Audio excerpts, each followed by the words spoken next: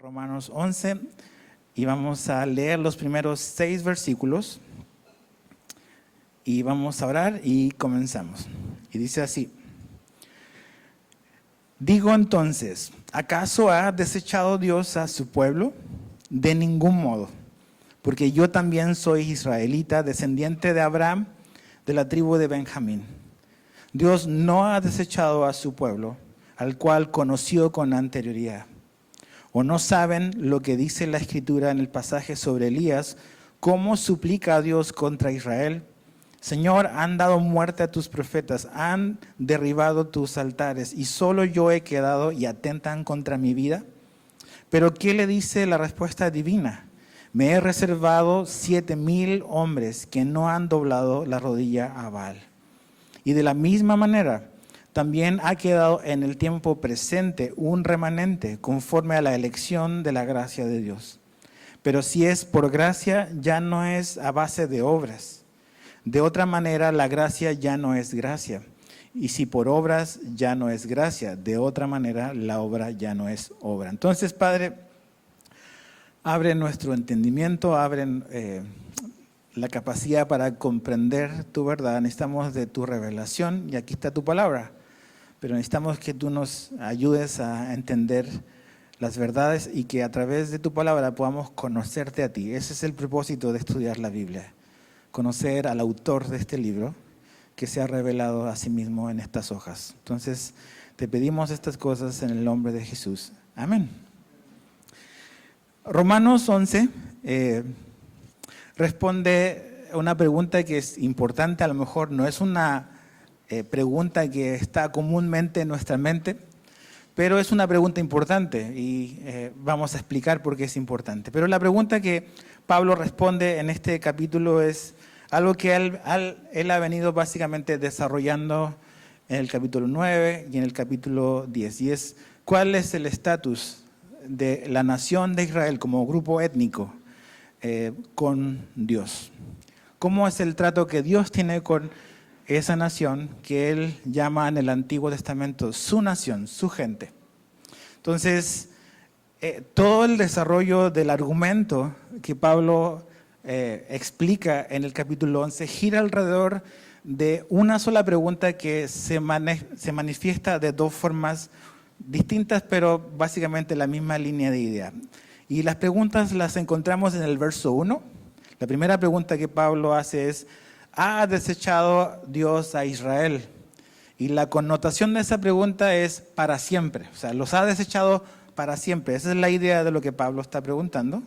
Y la segunda pregunta está relacionada con lo mismo, pero está hecha de una manera un poco distinta. La ves en el verso 11. Y la pregunta que Pablo hace ahí es: ¿ha tropezado Israel? Y la connotación sería definitivamente. O sea, ¿su tropiezo ha sido definitivo o no? En ambas preguntas la respuesta es la misma y es no. Entonces cerramos nuestra Biblia y nos vamos, nos ahorramos 50 minutos. Pero Pablo explica y argumenta su respuesta. Yo les decía a los que vinieron a la primera reunión que aunque a lo mejor tenemos esta idea de que venimos a la iglesia, ¿okay?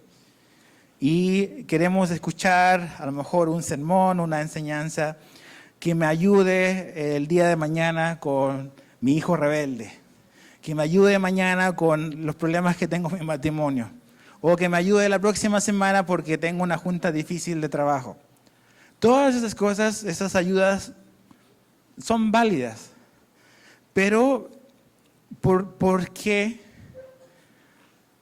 creeríamos o aceptaríamos la ayuda de un Dios que cambia? ¿Qué seguridad y qué certeza tendríamos tú y yo de las promesas que Dios nos hace que Él va a hacer si Dios es un Dios que puede cambiar en cualquier momento? Entonces, ¿por qué es importante estos 3 capítulos? Y sobre todo el capítulo 11. Porque la respuesta a la pregunta que hace Pablo, el carácter de Dios está en juego. ¿Quién es Él?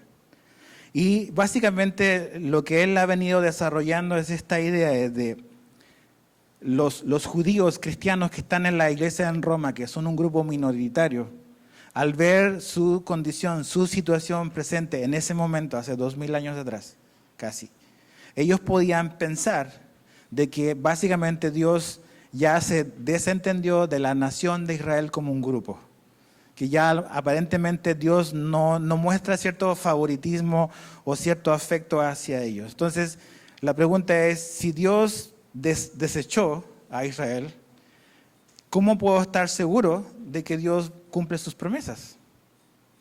Esa es toda la idea principal.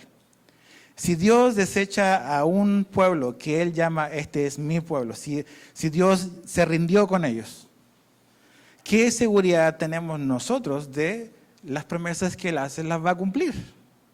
Ese es todo el punto. Y Él desarrolla la respuesta en estos 30 y tantos versículos. Entonces, la pregunta primera es, ¿ha desechado Dios a Israel en el verso 1?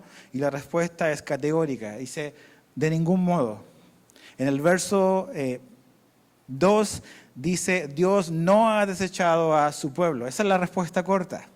Dios no lo ha hecho. Pero Pablo da una serie de evidencias para respaldar su respuesta. ¿Qué es lo que realmente nos debe de importar? No es la opinión de Edgar, no es la opinión de X hombre, es qué es lo que Dios dice en su palabra. Eso es lo que nos debe de importar. Entonces, Pablo dice, mira, hay varias evidencias. La primera de ellas es lo que los estudiosos llaman la evidencia personal. Pablo dice, de ningún modo, porque yo también soy israelita. La primera evidencia de que Dios no ha desechado a los israelitas es Pablo mismo, dice él. Yo soy una evidencia de que Dios no nos ha desechado. Y es interesante porque en la vida de Pablo vemos un buen ejemplo de lo que la nación de Israel es. Pablo era un hombre que tenía un celo, un fervor religioso. Cuando lo conocemos en el libro de los Hechos, cuando aparece como Saulo, su nombre original, es un hombre que básicamente era conocido por ser el terror de la iglesia, el terror de los cristianos. Respiraba odio hacia ellos, odiaba a Jesús, perseguía a su iglesia. Eso es lo que él fue inicialmente, pero después Jesús se le apareció a su vida y la vida de Saulo cambió. Y de ser un perseguidor de la iglesia fue un predicador de la iglesia. Entonces Pablo su vida es una evidencia, y Pablo era judío, israelita. Pablo era una evidencia de que Dios no ha desechado a su gente. Él es una evidencia, un testimonio de eso, de lo que la gracia de Dios puede hacer en la vida de una persona como Saulo. Y creo que aquí esto lo podemos como aterrizar en nuestra vida, y es que cuando la gente ve nuestra vida o cuando la gente mira tu vida, ¿es tu vida o es mi vida una evidencia de lo que la gracia de Dios puede hacer o no? Éramos de cierta manera antes, somos distintos ahora que estamos siguiendo a Jesús. O básicamente sigo viviendo la misma vida. Bueno, la vida de Saulo cambió. Hubo una transformación radical en su vida. Eso es lo que la gracia de Dios hizo en la vida de él.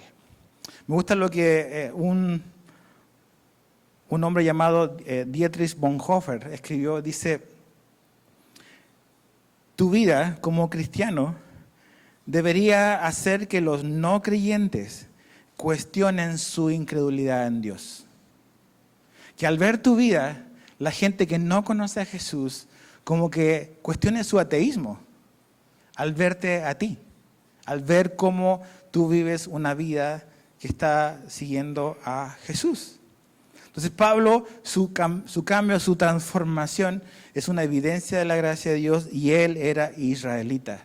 Él es una prueba de que Dios no los ha desechado completamente. Después Pablo habla del verso 2 al 5 y nos recuerda la historia del profeta Elías, cómo los tiempos eran difíciles y oscuros en la época del profeta Elías. Había un rey perverso, de los más perversos que ha tenido la nación, Acab, con su esposa terrible, Jezabel, y cómo básicamente se dedicaron a hacer todo lo contrario que Dios había ordenado y había pedido. Elías hace cosas o Dios hace cosas extraordinarias a través del profeta Elías. Hay un gran triunfo cuando hace caer fuego del cielo. Pero en el capítulo siguiente, en Primera de Reyes 19, donde está esta historia, ves a Elías que el miedo se apoderó de él y le tuvo miedo a esta mujer y huyó. Y básicamente le presentó su renuncia a Dios. Me quiero morir, quítame la vida. El hombre de Dios está diciendo eso a Dios. Y Dios básicamente no le acepta su renuncia y le dice, se da la vuelta, mi hijo, y vuelve para allá, donde lo llamé. Y ya. Entonces, pero cuando está Elías hablando con Dios, él piensa que él es el único que es fiel a Dios. Y Dios le dice, y es todo el argumento que usa Pablo acá, es que Dios le dice, no, tranquilo Elías, hay 7,000, no eres el único. O sea, Dios siempre ha tenido un grupo de personas que son fieles a Él. La Biblia llama eso un remanente. Entonces, había un remanente en la época de Elías. Habían otras personas que también habían y querían vivir una vida fiel a Dios. Pero Elías estaba interpretando como la realidad a la luz de sus circunstancias. Y ese es un peligro que podemos correr. A veces sacamos conclusiones erróneas porque no conocemos todo lo que está sucediendo a nuestro alrededor. Elías pensó que él era el único, que él era el más espiritual, o pensó que era el único espiritual realmente en Israel, y no era el único. A veces somos un poco orgullosos y pensamos, no, realmente yo soy el único creyente verdadero. Y no, Dios tiene más personas. Dios tiene personas en diferentes lugares, en diferentes iglesias también. No conocemos todo lo que Dios está haciendo. Entonces tenemos que tener mucho cuidado de interpretar o sacar estas conclusiones equivocadas por la información que tenemos, por lo que nuestro ojo alcanza a ver. Dios sabe realmente dónde está su gente. Ahora, este grupo de 7,000 es una evidencia de todo el punto que está haciendo Pablo, es que Dios siempre tiene un grupo de personas. Dios es fiel con los israelitas. Estos 7,000 fueron fieles a Dios, Dios había sido fiel con ellos. Entonces, ahora, algo importante, lo ves ahí en el verso 6, habla de la gracia, y parece un trabalenguas el verso 6. Pero si es por gracia, ya no es a base de obras, de otra manera la gracia ya no es gracia, y si por obras ya no es gracia, de otra manera la obra ya no es obra. ¿Qué quiere decir Pablo con eso? Y que está conectado a la historia de Elías, y es que la evidencia pasada y presente, y siempre la evidencia por la cual Dios obra y trabaja es su gracia. O sea, no hay nada que tú y yo podamos hacer básicamente para obtener o ganar el favor de Dios. Lo que Él hace, cómo Él interviene en la vida de las personas, es por su gracia, no es por quienes somos nosotros. La gracia es un sistema que es totalmente incompatible con un sistema basado en obras. Nosotros queremos relacionarnos y el religioso quiere siempre relacionarse con Dios basado en obras. Porque al religioso le gusta presumir su supuesta bondad. Pero el que entiende que es pecador y que no se puede acercar a Dios porque no llega al estándar de Dios, acepta la gracia de mejor manera que el religioso. Entonces, Pablo nos recuerda de que la manera con la que el hombre siempre se ha acercado a Dios es por un sistema de gracia, no por un sistema de obras.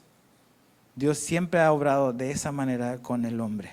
No porque lo merecemos, sino porque Él ha decidido, por quién es Él, actuar en nuestro favor. Versos 7 al 10 dice, entonces, ¿qué?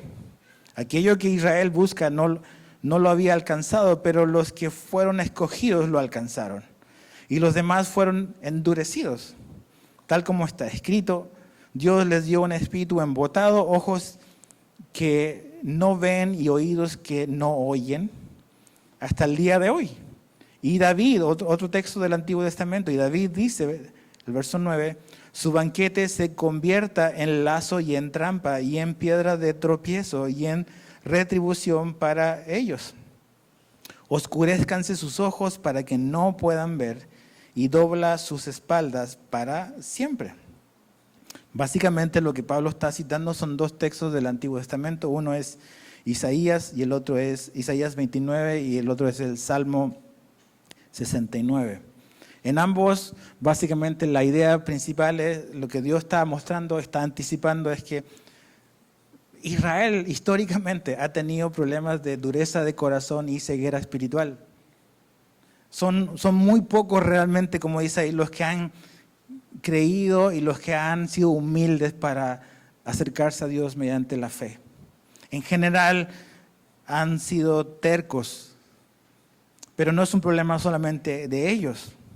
Entonces, estas profecías del Antiguo Testamento dan fe de algo que sobre todo se vio con claridad en la vida y ministerio de Jesús. De cómo teniendo tantos privilegios, una herencia espiritual tan grande, de tener todo el Antiguo Testamento, ellos decidieron endurecer su corazón al no creer y al no aceptar a Jesucristo. Entonces, creo que es importante aquí entender algo, y es que, como vimos cuando hablamos del corazón duro del faraón, Dios no endurece unilateralmente el corazón de nadie. Dios nos da la capacidad, y eso es lo que creemos, porque lo vemos en la Biblia, de responder en fe y arrepentimiento a Dios, o de responder en incredulidad y desobediencia a Dios. El problema es que cuando decidimos ser incrédulos y nos mantenemos en la incredulidad y en la desobediencia a Dios, nuestro corazón comienza un proceso de mayor endurecimiento. Y eso es peligroso para cualquier persona. Rechazar la gracia de Dios endurece más el corazón y nubla más la visión. Entonces, por eso la Biblia siempre nos muestra que el día de la salvación para la persona es siempre a tiempo presente, es hoy. No es mañana, no es dentro de un año, no es más adelante. Porque es muy probable que en un año más sea más difícil para ti creer. Porque cuando empezamos a suprimir la verdad, nuestro corazón se empieza a endurecer al suprimir la verdad. Por eso debemos de responder ahora. Verso 11 al 12. Digo entonces, aquí viene la segunda pregunta, pero está hablando del mismo tema. ¿Acaso tropezaron para caer? La respuesta es otra vez, de ningún modo. Pero por su transgresión ha venido la salvación a los gentiles, para causarles celo. Dice, y si su transgresión es riqueza para el mundo, y su fracaso es riqueza para los gentiles, ¿cuánto más será su plenitud? Entonces, la pregunta es, ¿tropezaron ellos? Definitivamente, o sea, su tropiezo fue definitivo y la respuesta es no. No es definitivo, es temporal. Pero aún a pesar de ese tropiezo, aún a pesar de ese rechazo, Dios tiene propósitos. Y a través del rechazo que los judíos hicieron de Jesús al no reconocerlo como el Mesías, Dios abrió la puerta para salvar a los gentiles, los que no somos judíos. Tú y yo no somos judíos y no debemos de serlos para venir a la salvación. Necesitamos a Jesús, no venimos a Dios por el judaísmo, venimos a Dios por Jesús. Entonces, ¿cómo se nos abrió la puerta? Nos está diciendo Dios de que no estaba en su plan salvar a los que no eran judíos. No es lo que Pablo está diciendo, no es lo que la Biblia dice. Pero Dios usó el tropiezo de Israel para en ese momento abrir la puerta para nosotros, los que no somos judíos. ¿Y cómo lo hizo? Al inicio lo hizo específicamente y muy fuertemente a través de un hombre, el que está escribiendo esta carta, Pablo. Pablo era un judío, era un israelita. Cuando él iba a un pueblo, ¿qué es lo que hacía a un lugar? Lo primero que iba era la sinagoga, la comunidad judía. Él aprovechaba su oportunidad, era un maestro, era reconocido como un maestro, y hablaba de las cosas del Antiguo Testamento, pero él empezó a hablar del Evangelio, a mostrar que lo que el Antiguo Testamento decía se cumplía en Jesús.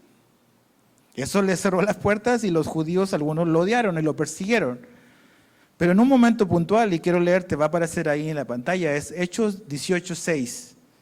Pablo dice lo siguiente: pero cuando los judíos se le opusieron y blasfemaron, él sacudió sus ropas y les dijo: su sangre sea sobre sus cabezas, yo soy limpio, desde ahora me iré a los gentiles. Pablo toma la decisión en este momento de decir, bueno, ustedes no quieren oír lo que yo les tengo que decir, ahora me voy a enfocar y voy a llevarles el evangelio a los que no son judíos. Eso quiere decir gentil. No es que eres amable. Gentil quiere decir los que no son judíos. Esa es la definición sencilla en la Biblia, ¿ok? Un gentil, un no judío. Entonces, el tropezón de Israel, en cierta manera, Dios lo usó para abrirnos las puertas a todos nosotros. Y por 2000 años, Dios ha enfocado su plan redentor hacia los gentiles, hacia los no judíos. Ahora, su tropiezo es temporal. De hecho, habla de que ellos han tropezado, dice el texto, pero hay una plenitud en el futuro esperando por ellos. O sea, hay un plan para Israel como un grupo étnico, como una nación, dentro del propósito de Dios por delante. Sigamos leyendo, verso 13 al 15. Dice: pero a ustedes habló gentiles. Okay, en la iglesia en Roma habían algunos que eran judíos, cristianos ahora, pero la gran mayoría no eran judíos, eran gentiles. Dice: ahora a ustedes hablo gentiles. Entonces, puesto que yo soy apóstol de los gentiles, honro mi ministerio. Y si en alguna manera puedo causar a celos a mis compatriotas y salvar, dice, a algunos de ellos. Porque si el excluirlos a ellos es la reconciliación del mundo, ¿qué será su admisión sino vida de entre los muertos? Por segunda vez, Pablo habla y usa esta palabra, celos. Y es muy interesante. No es el único plan y el único propósito que Dios tiene para su iglesia, pero Pablo nos dice que uno de sus propósitos con la iglesia y lo que Dios quiere hacer es usarnos a nosotros, los gentiles creyentes en Jesús, para provocar a celo a los judíos, para que los judíos puedan pensar y ver en nosotros, cuando ven nuestra vida, y decir, básicamente, nosotros queremos lo que ellos tienen con Dios. Eso es provocar a celo, que ellos puedan decir, oye, ellos tienen algo que nosotros no tenemos. Y es muy interesante eso. Ahora, tristemente, a través de la historia de la iglesia, por 2000 años, hemos fallado un poco en esto, creo, o mucho. Han habido episodios muy oscuros de la historia de la iglesia, donde la iglesia ha caído en este como antisemitismo, no sé si ubicas ese concepto, pero básicamente es estar en contra de los judíos. No, los judíos mataron a Jesús, sí, pero también los romanos y también tú y yo. Jesús está en la cruz por mis pecados. Entonces, tristemente, incluso personas reconocidas en la historia de la iglesia han caído en esta trampa de tener esta actitud de antijudío. Entonces, en lugar de inspirarles y que ellos vean en nosotros que tenemos una relación especial con Dios por medio de Cristo, hemos ido al otro lado realmente. Y creo que el antisemitismo, el anti-israelitas, es algo que ha ido en aumento y va a aumentar todavía más. Lo podrías esperar del mundo, pero es sorprendente cuando lo ves dentro de la iglesia, esta actitud hacia los israelitas. Pablo dice que un propósito es que cuando ellos nos vean, ellos sientan celos de lo que tenemos con Dios por medio de Jesús. Entonces pensaba un poco en que en nuestra vida, tu vida como cristiano, mi vida como creyente, en cierta manera debiese como que despertar una sed espiritual en los que no conocen a Jesús. O sea, que la gente que nos ve pueda decir, ellos tienen algo que yo no tengo. ¿Qué es lo que tienen que yo no tengo, que yo lo quiero tener? Ahora, a veces no inspiramos eso. La gente cuando nos ve puede tener un montón de calificativos de los cristianos. y no muy buenos a veces. Entonces, eso nos habla de la importancia que tiene nuestra vida como un instrumento de comunicar la gracia de Dios a través de cómo vivimos la vida. Estamos inspirando a otros o animando a otros a que vengan y conozcan al que conocemos nosotros, o estamos siendo un tropiezo para que ellos vengan y conozcan. Si seguir a Jesús es como esa persona, pues no quiero nada de Jesús. O si seguir a Jesús implica tener lo que esa persona tiene, a pesar de todo lo que ha vivido, yo quiero lo que esa persona tiene. Y no está hablando Pablo acá de bienes materiales. Está hablando de las bendiciones espirituales que tenemos en Cristo Jesús. De poder tener acceso a todos los recursos espirituales que Dios nos da en la persona de Cristo. A lo mejor tu vida se está derrumbando, has pasado cosas terribles en tu vida, en tu familia, pero ahí estás de pie, con fe, esperando y confiando en el Señor. A lo mejor estás pasando por una enfermedad no hay un buen diagnóstico. Pero cuando las personas ven tu confianza, de que a pesar de lo que estás viviendo, estás esperando en el Señor, eso va a tener un testimonio potente en los que no conocen a Jesús. Entonces, el propósito de Dios es usarnos para despertar una sed espiritual en otros. Verso 16 al 21 dice: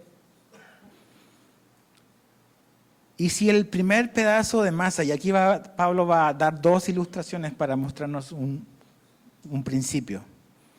Y si el primer pedazo de masa es santo, también lo es toda la masa. Y si la raíz es santa, también lo son las ramas. Pero si algunas de las ramas fueron desgajadas y tú, siendo un olivo silvestre, fuiste injertado entre ellas y fuiste hecho participante con ellas de la rica savia de la raíz del olivo, no seas arrogante para con las ramas. Pero si eres arrogante, recuerda que tú no eres el que sustenta la raíz, sino que la raíz es la que te sustenta a ti. Dirás entonces, las ramas fueron desgajadas para que yo fuera injertado. Muy cierto, fueron desgajadas por su incredulidad, pero tú por la fe te mantienes firme. No seas altanero, sino teme, porque si Dios no perdonó a las ramas naturales, tampoco a ti te perdonará. Entonces Pablo sabe que en la gente que está leyendo su carta o está oyendo su lectura, hay no judíos, que es la gran mayoría. Y la actitud que él anticipa y prevé, y a lo mejor incluso supo, es que había como que orgullo de decir, bueno, yo soy un gentil, yo sí reconocí a Jesús, los pobres judíos no lo hicieron, somos mejores que ellos. Y Pablo dice, no seas altanero, hombre, no seas arrogante. Y da estas ilustraciones para mostrarnos un principio y una verdad. El primer ejemplo que él usa son estas tortas o esta masa. Para eso tienes que leer el Antiguo Testamento en Números 15. Pero básicamente es estas ofrendas que se ofrecían a Dios.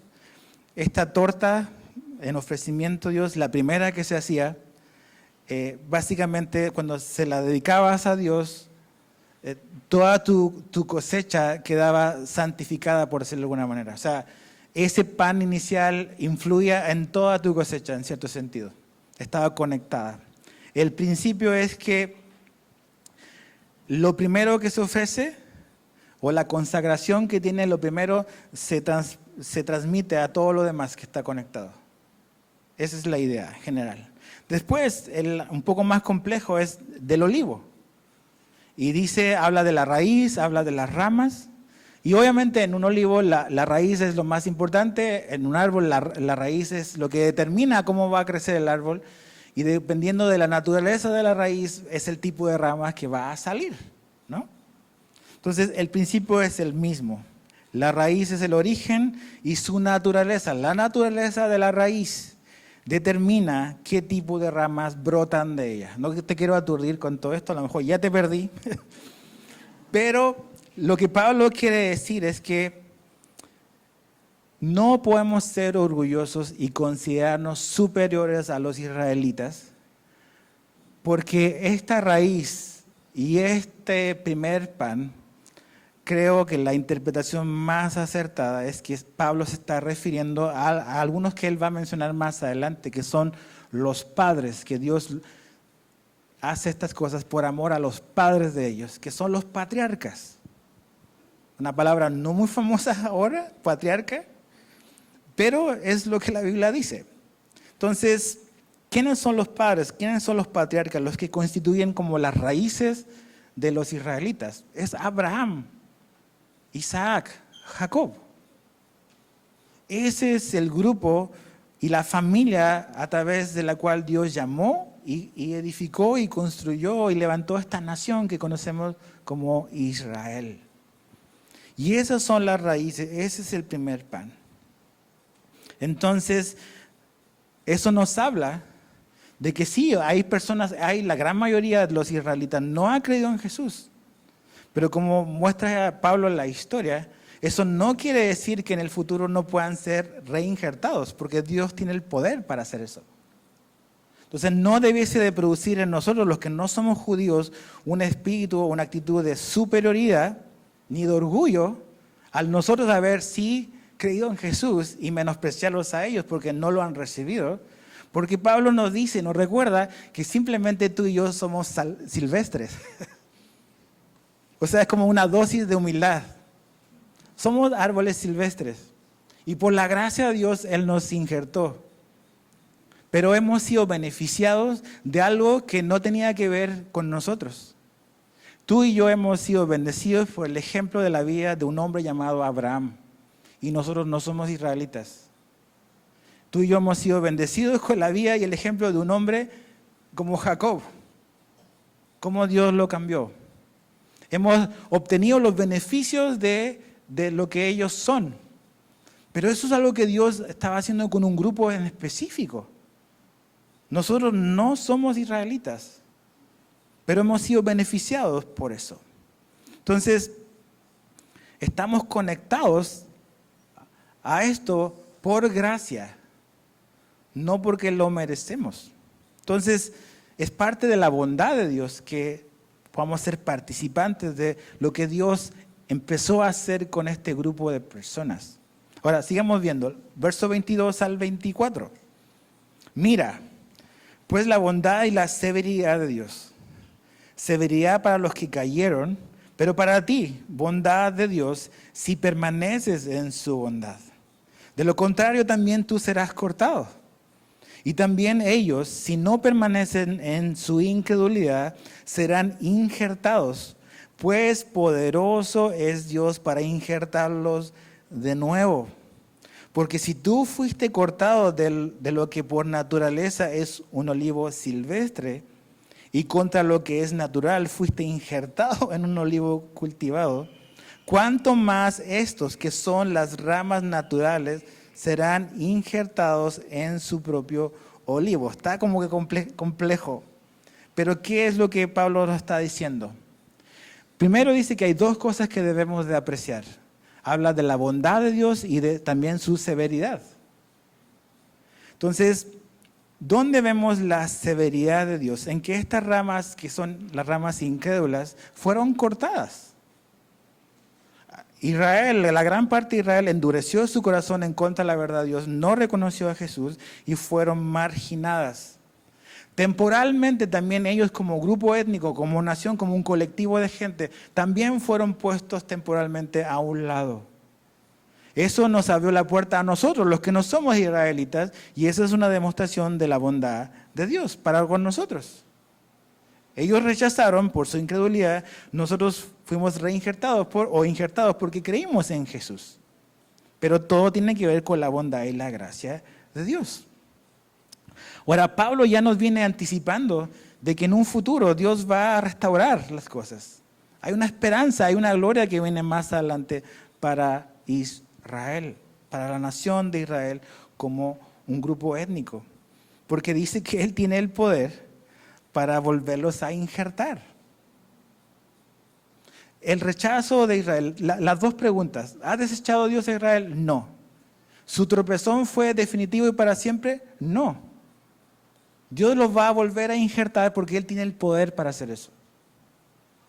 A pesar de todo lo malo que ellos hicieron y cómo potencialmente tenían la capacidad para haber quizás trastornado todo, aún así Dios tiene el poder para arreglar todo este problema que ellos generaron. A pesar de su incredulidad, a pesar de su pecado, Dios va a hacer y va a cumplir lo que Él prometió. Entonces pensaba un poco en nosotros. Creo que aquí hay un principio importante. Otra vez, a lo mejor estos no son 7 consejos de cómo criar a tu hijo con sabiduría, pero nos muestra quién es Dios y lo fiel y confiable que Él es. Y su poder. Imagínate, Dios ve todas las combinaciones posibles, todas las complejidades que nosotros no alcanzamos a ver, y Él mueve las cosas para que sus propósitos se cumplan. Entonces, este Dios que es capaz de un desastre, de un rechazo, de algo, de una nación que está endurecida en contra de Dios, cambiar y mover y hacer para que ellos vengan en el futuro y realmente vengan y crean. Si Dios es capaz de hacer eso en la historia de la humanidad y en una nación en particular, ¿tú crees, yo creo que mis problemas le espantan a Dios o es incapaz de hacer? O sea, ese es el punto de conexión contigo, conmigo. Cuando Pablo decía en el capítulo 10, de que si invocamos el nombre del Señor, vamos a ser salvos, ¿cómo sabes tú de que Dios te va a salvar si tú invocas su nombre? Entonces, ¿Dios es capaz de salvarte si tú invocas su nombre, sí o no? Sí. ¿Por qué lo sabes? ¿Dios puede cambiar? ¿Dios se puede arrepentir y a lo mejor no va a alcanzar a salvarte si tú invocas su nombre? O sea, su carácter está en juego aquí. Entonces, todo el punto de lo que Pablo quiere enseñarnos y dejarnos muy, muy claro es que Dios cumple sus promesas e Israel es una buena evidencia de que Dios cumple todas sus promesas y que Él es capaz. Pero a lo mejor hoy tú estás acá y crees que tu pecado, lo que tú hiciste, ha destruido y en cierta manera ya no hay ninguna esperanza para tu vida. Déjame decirte que precisamente el ejemplo de la nación de Israel es un buen ejemplo para mostrarnos de que si una persona, si tú vienes a Jesús en fe y en arrepentimiento, Dios puede restaurar algo que parece imposible humanamente. O sea, tú ves a la nación de Israel ahora y pensamos que todos son como que muy religiosos y los religiosos en Israel son la minoría. Es una nación atea, súper progresista y súper liberal. Pero la Biblia nos dice que en un futuro ellos van a venir a la fe. No cada uno de ellos, pero como nación, ellos van a responder a Jesús y Dios tiene el poder para hacer eso. Entonces, ¿no tendrá Dios poder para ayudarte en lo que tú estás viviendo? ¿No tendrá Él la capacidad y la sabiduría para ayudarte a tomar buenas decisiones en tu trabajo, en tu futuro, en qué tienes que hacer? Si Dios es capaz de intervenir y moverse en la historia de la humanidad para que sus propósitos se cumplan, ¿tus problemas serán demasiado grandes para Él? No. No lo son. ¿Podrá tu incredulidad como que estorbar y estropear sus planes para tu vida? No. ¿Podemos sufrir innecesariamente? Sí.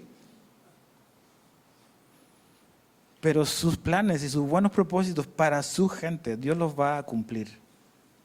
Pero ¿qué Él pide de ti si tú has echado a perder tu vida? Es arrepiéntete y ver en fe a Él. Él puede restaurar tu vida. Versos 25 al 27. Porque no quiero, hermanos, que ignoren este misterio, para que no sean sabios en su propia opinión, que a Israel le ha acontecido un endurecimiento, y que dice ahí, parcial, no es definitivo, parcial, hasta que haya entrado la plenitud de los gentiles. Así que, dice, todo Israel será salvo, tal como está escrito. El libertador vendrá de Sión, apartará la impiedad de Jacob, dice, y este es mi pacto con ellos cuando yo quite sus pecados. Pablo dice que Israel será restaurado en el futuro.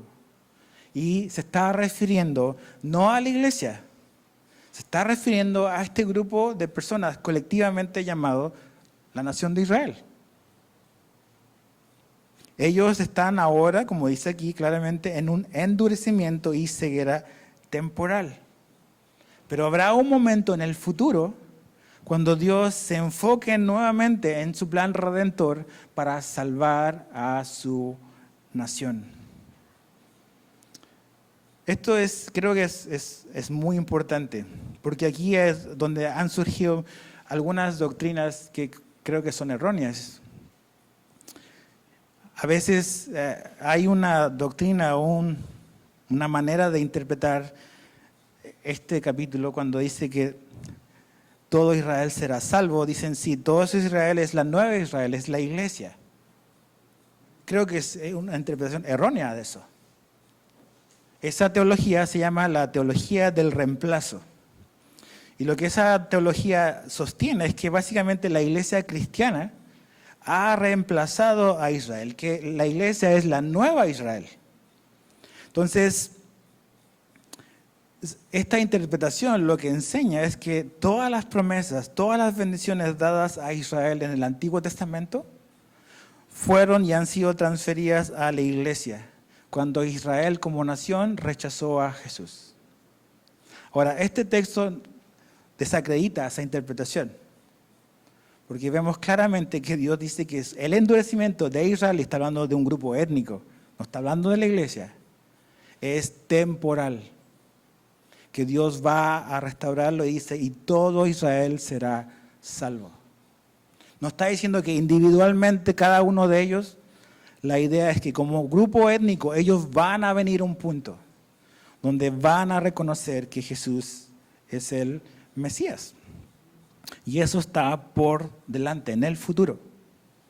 En el futuro eso va a ocurrir. Quiero leerte algo que escribió Jeremías, va a aparecer ahí. Es Jeremías 31, 35 al 37. Dice, así dice el Señor, cuyo nombre es el Señor Todopoderoso, quien estableció el sol para alumbrar el día y la luna y las estrellas para alumbrar la noche, y agita el mar para que rujan sus olas. Si alguna vez fallaran estas leyes, o sea, el sol, la luz, su creación, si alguna vez fallaran estas leyes, afirma el Señor, entonces la descendencia de Israel ya nunca más sería mi nación especial. Entonces, Dios está diciendo a través de Jeremías, mientras veamos el sol alumbrar, el sol sale todos los días para recordarnos de que Dios es fiel y que Israel sigue siendo su nación especial. Mientras el sol siga alumbrando y la luna siga alumbrando, Israel va a seguir siendo como un grupo étnico su nación especial. Eso es lo que Dios está diciendo. Verso 37. Así dice el Señor, si se pudieran medir los cielos en lo alto y en lo bajo explorar los cimientos de la tierra, entonces yo rechazaría a la descendencia de Israel por todo lo que ha hecho. Entonces, no conocemos todo lo que hay en el espacio y no conocemos todo lo que hay en las profundidades de la tierra. Eso es imposible que lo podamos conocer. Así de imposible es que Dios rechace y se desentienda de su nación, de su grupo que Él eligió. Yo entiendo, los judíos tienen que venir a un punto. El único medio de salvación para cualquier hombre, sea judío o sea gentil, es la fe en Jesús. Pero Dios le hizo una serie de promesas a sus padres, a Abraham, que son exclusivamente no para la iglesia. Dios no nos prometió un pedazo de tierra. A ellos se les prometió. Y Dios va a cumplir su promesa a ellos también. Hay grupos distintos que no debemos de mezclar. Israel no es la iglesia y la iglesia no es Israel. ¿Okay? Son grupos diferentes. Dios va a cumplir sus promesas. Dios no se ha rendido con Israel. ¿Y sabes por qué eso es bueno para ti? Para mí. Porque si Dios no se ha rendido con ellos, ¿por qué se va a rendir contigo? Si es el mismo Dios, es el mismo carácter, fiel, cumple todo lo que Él promete. Verso 28 al 32. Dice, en cuanto al Evangelio son enemigos por causa de ustedes, pero en cuanto a la elección de Dios son amados por causa de los padres. Porque los dones y el llamamiento de Dios son irrevocables. Aquí nos da dos razones por las cuales Dios no ha desechado a Israel. ¿Por qué no lo ha hecho? Porque es por el carácter de Dios. Dice que por causa de los padres. Los padres, estas raíces, estos primeros panes, Abraham, Isaac, Jacob, por las promesas que Dios les hizo a ellos, Dios no va a desechar a Israel. ¿Qué le prometió Dios a Abraham? Lo que le repitió a su descendencia. ¿Qué le prometió Dios a David? Que iba a ser un reino que iba a durar para siempre.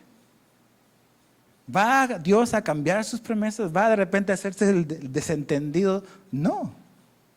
Él va a cumplir porque su carácter está de por medio.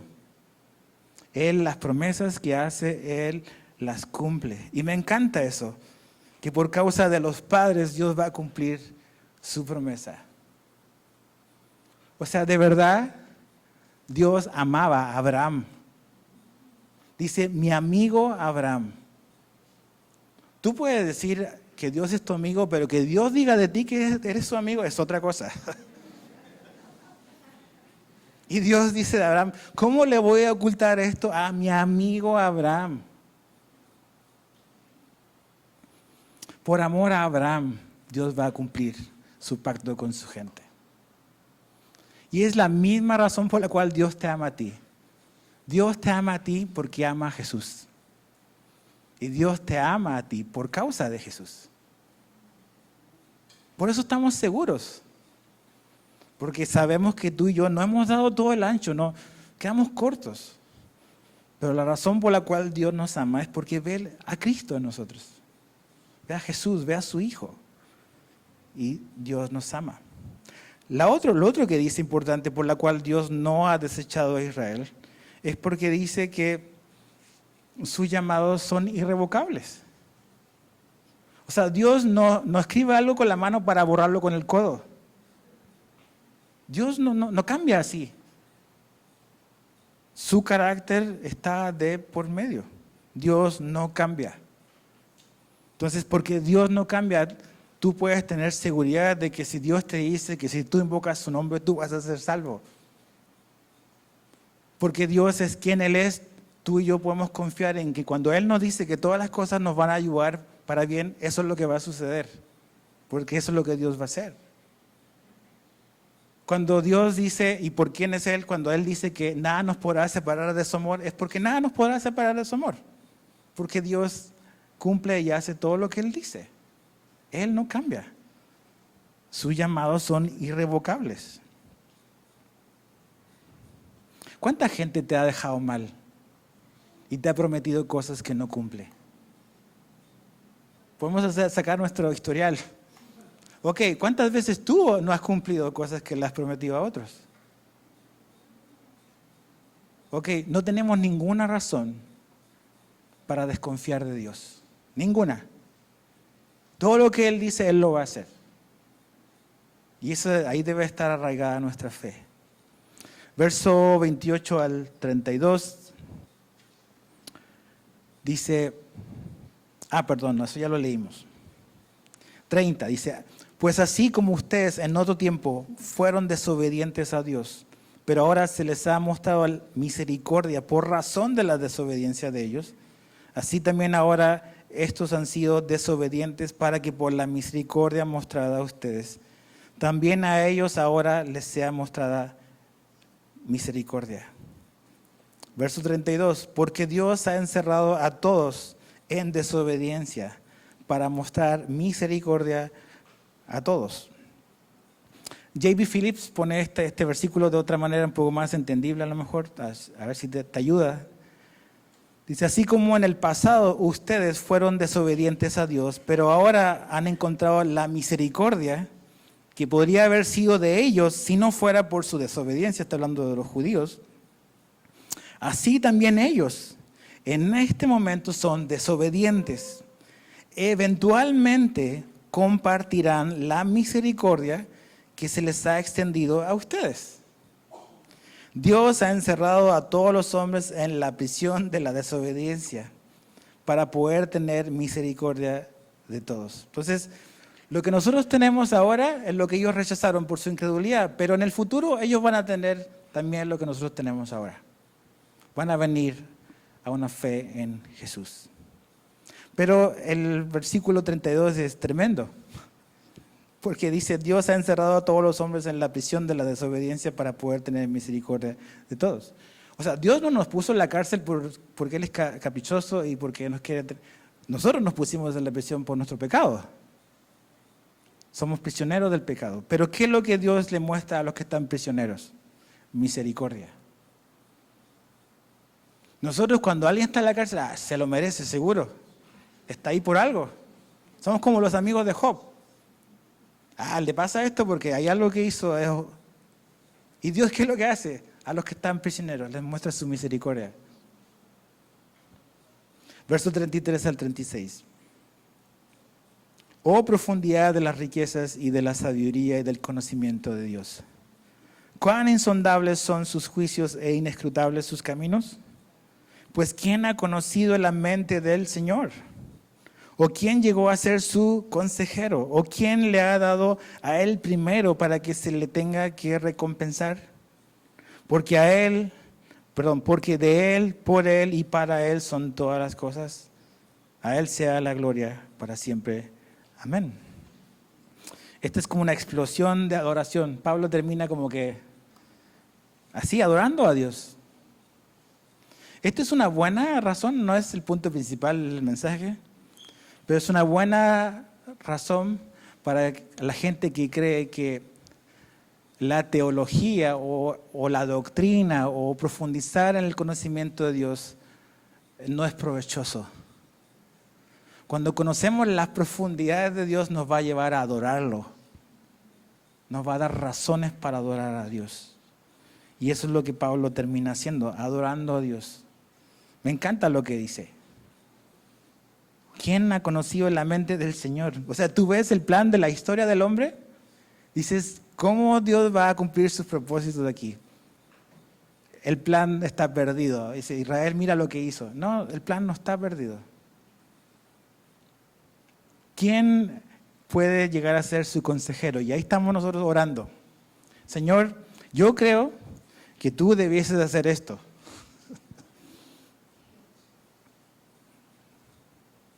Estamos como los amigos de Job. Entonces, ¿qué es lo que quiero que te lleves a tu casa? Es esto. La respuesta a esta pregunta, si Dios ha desechado a Israel o no, tiene que ver con, ¿es Dios capaz de cumplir sus promesas o no? ¿O hay algo que se puede interponer o hay algo que pueda suceder para que Dios cambie de opinión y ya no cumpla sus promesas? Entonces, porque Dios no cambia, porque Dios va a hacer todo lo que Él dijo hacer, tú puedes tener una fe segura en sus promesas. Mis emociones, tus emociones cambian, pero su palabra nunca cambia. Él va a hacer lo que Él dijo que iba a hacer y tú puedes estar seguro en eso. Puedes estar seguro. Entonces, aquí vamos a terminar. Y este es el trampolín para capítulo 12. Tienes que venir en enero. No, te espero el próximo domingo, pero tienes que venir en enero. Porque la gente, yo siempre digo, no, háblame de cosas prácticas. Y piensa en esto. Pablo se tomó 11 capítulos, donde él ha descrito las misericordias de Dios, que son las que te van a ayudar a vivir una vida cristiana diferente, como él empieza a explicar en Romanos 12. No puedes llegar a Romanos 12 sin leer los primeros 11 capítulos. derriba todo el pragmatismo moderno. Necesitamos el cimiento. ¿Por qué debemos de vivir? ¿Por qué debemos de renovar nuestro entendimiento? ¿Qué es lo que tenemos que tener en nuestra mente? Las misericordias de Dios. Entonces no puedes vivir una vida cristiana práctica si no entiendes los primeros 11 capítulos de Romanos. Entonces que Dios nos ayude a entender esto.